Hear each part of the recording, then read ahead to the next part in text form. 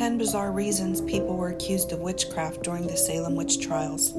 There was this constable, John Willard, who was responsible for making the arrests, having brought in a staggering number of obviously not witches.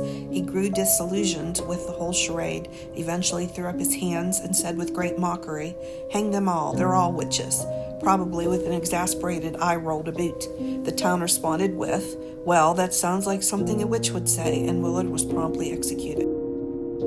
At the age of 71, Rebecca Nurse was one of the oldest people accused of witchcraft in Salem.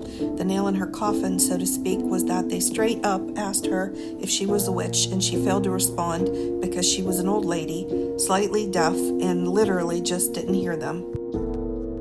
Sarah Cloyce's crime was shutting the church door too hard, and allegedly with the devil's steady hand. Not to make light of this man's death, but George Burroughs was found guilty of witchcraft because he lifted a heavy musket.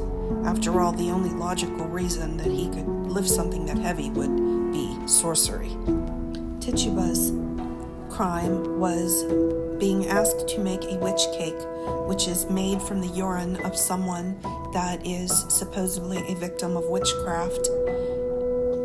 The cake is then fed to a dog, and it is supposed to bring pain to the witch that is causing the distress. Martha Corey's crime, someone claimed to have seen a flock of birds land on her head.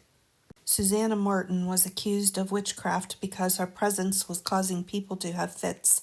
Susanna laughed at the accusation, which I don't mind saying is raw as hell. Imagine staring down the business end of a hangman's noose and throwing back your head with a carefree cackle.